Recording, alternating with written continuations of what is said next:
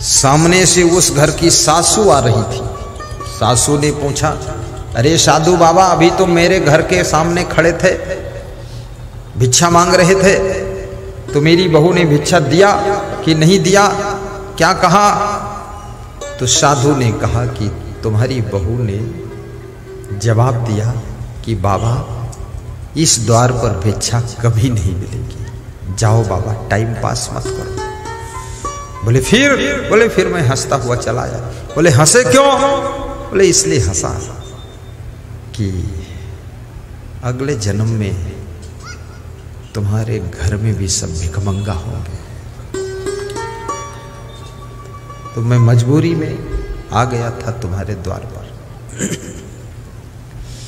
किसी के द्वार पर कोई अतिथि आ जाए, प्रेम से खिला देना उसको, प्रेम से बोल देना, मेहमान का सम्मान कर देना। और ये भी निवेदन करूंगा, हर रोज किसी के हम मेहमान बनने के लिए भी मत जाना, रोज रोज ससुराल भी मत जाना।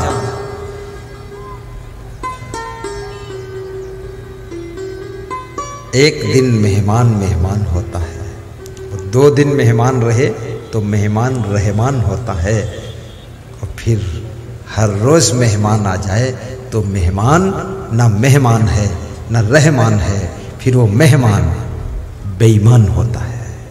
बेईमान दूसरे घर में भार बनते हो, वहां भीड़ बचाते हो, टाइम बर्बाद करते हो दूसरे का भी, खाम खा वहां खड़े रहते रोज। किसी दोस्त के घर पे भी रोज मत जाइए, लांछन लग जाएगा, कलंक का दाग लग जाएगा कि इसके घर पे ये क्यों आता है रोज। लोग संदेह करेंगे तुम्हारे ऊपर, लेकिन तुम जैसा बेशर्म आदमी वहां खड़े हो रोज, क्यों खड़े हो? क्या जरूरत? आपका सम्मान आपके हाथों में है, आपकी चालों में है, आपकी बातों में है, आपकी चरित्रों में है। प्रथम अपने चरित्रों को सुधारोगे तो क्या होगा? हे गुरुदेव, अपने चरणों में बिठा लोगे तो क्या होगा? बिठा लोगे तो क्या होगा? सासू ने कहा, तुम मेरे साथ आओ। सासू वापस ले गई उस साधु को। साधु को बड़ी आशा की किरण मिली, ये सासू है, घर की मालिक है, अब वापस लेकर जा रही। बोले आओ। बहू ने कैसे मना कर दिया कि कुछ नहीं मिलेगा, चलो। महात्मा प्रसन्न हो गया कि अब मिलेगा जरूर, लग रहा। महात्मा आया, बैठा रहा द्वार पर। 2-4 कुर्सी पड़ी थी, महात्मा कुर्सी पर बैठ गए। सासू अंदर गई, 10 मिनट के बाद लौट कर निकली। साधु ने सोचा कुछ लाएगी, कुछ देगी। तो सासू ने क्या कहा, जाओ बाबा, जिंदगी भर तुमको यहां कुछ नहीं मिलेगा, जाओ। तो साधु ने कहा, तो बुलाकर क्यों लाई? मैं तो चला ही गया था। बोले मैं इसलिए बुलाकर लाई कि मेरी बहू ने मना किया था कि कुछ नहीं मिलेगा। बहू कौन होती मना करने वाली? मना भी करूंगी तो मैं करूंगी, क्योंकि मैं सासू हूं, इसलिए मना करूंगी। तो मैं इसलिए लाई थी कि तुमको मना करने के लिए लाई थी कि मैं मना कर रही हूं। ये सासू होने का ऐसा अहंकार होता है कि मना भी करूंगी तो मैं ही करूंगी। अरे वही काम बहू ने कर दिया तो क्या बुरा हो गया? सासू होने का अभिमान भी छोड़ दो, कुछ नहीं है अभिमान में। जिंदगी में और करना क्या है?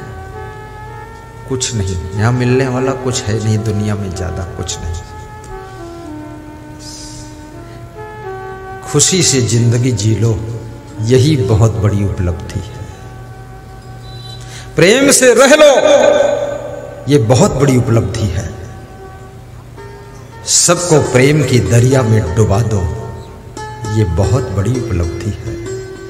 सबकी गम खा लो, सह लो, अपने संगठन को टूटने मत दो, परिवार की एकता और प्रेम को बना रहने दो।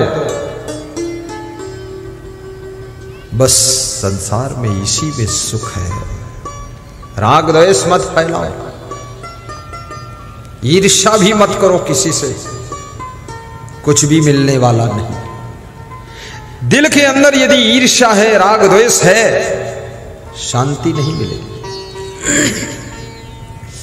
ईर्षु घृणी न संतुष्टा क्रोधनो नित्य संकिता पर भाग्योप जीवी च खड़े ते नित्य दुखिता यद्रच्छा लाभ संतुष्टो द्वंद्वातीतो विवत्सरा समा सिद्धाव सिद्धोपि चक्रत्वापि न निबद्धते। ईर्ष्या की आग में रात दिन जलने वाले लोग कभी सुख चैन नहीं पाते।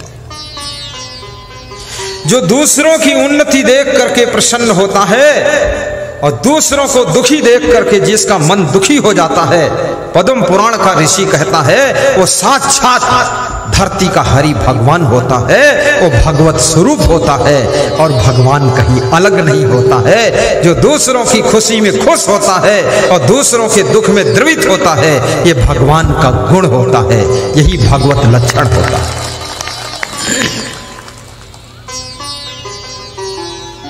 देवदत्त ने एक हंस को बाण मारा, हंस घायल होकर के गिरा। गौतम ने उसको उठाया, गोद में लेकर के पानी पिलाया, सहला रहे। देवदत्त आता है और कहता हंस मेरा है क्योंकि मैंने मारा है। गौतम कहते हंस मेरा है क्योंकि मैंने बचाया है। दोनों में विवाद हुआ। राजा के पास पहुंचे, राजा ने कहानी सुनी तो राजा ने जवाब दिया मारने वाले से बचाने वाले का अधिकार ज्यादा होता है, इसलिए हंस गौतम का है। और वही गौतम जो हंस के दुख को सह नहीं सके, बचाने के लिए द्रवित हो गए, वही एक दिन भगवान बुद्ध के नाम से प्रसिद्ध होते हैं, भगवान बुद्ध कहे जाते हैं। वे भी किसी माता पिता की संतान थे, वे भी मनुष्य के रूप में पैदा हुए थे। राजमहलों में उनका जन्म कहां हुआ, कैसे हुआ, ये छोड़ो बकवास, लेकिन मनुष्य का चेहरा है उनका और उनको भगवान बुद्ध माना गया। याद रखना, यदि आपके अंदर दया है, करुणा है, रहम है, तो ये लक्षण भगवान का है, फिर आप स्वयं भगवान के रूप हैं, भगवान के रूप है। ईर्ष्या द्वेष से बचो, जलन मत करना किसी से। कई बार लोग किसी का बढ़ता हुआ नाम देख करके जलने लग जाते हैं कि इसके नाम को बिगाड़ना है किसी तरह से। और याद रखना, आपका नाम बढ़ने लग जाए, धन धाम बढ़ने लग जाए, दौलत बढ़ने लग जाए, शक्ति बढ़ने लग जाए, तो ज्यादा विनम्र हो जाना, अपनी शक्ति का दुरुपयोग मत करना, किसी को सताने में शक्ति मत खर्च कर देना, अन्यथा शक्तियां पुनः एक कुदरत वापस लेना शुरू कर देती है। शक्तियां उसके पास में परमानेंट रहती हैं जो अपनी शक्तियों का सदुपयोग करता है, शक्तियों का प्रयोग दूसरों की रक्षा करने में करता है, उसकी शक्तियां निरंतर बढ़ती चली जाती हैं। जो अपनी शक्तियों का दुरुपयोग करता है, दूसरों को सताने में शक्ति खर्च करता है, वो एक दिन शक्तिहीन हो जाता है, वो शक्तिहीन हो जाता है।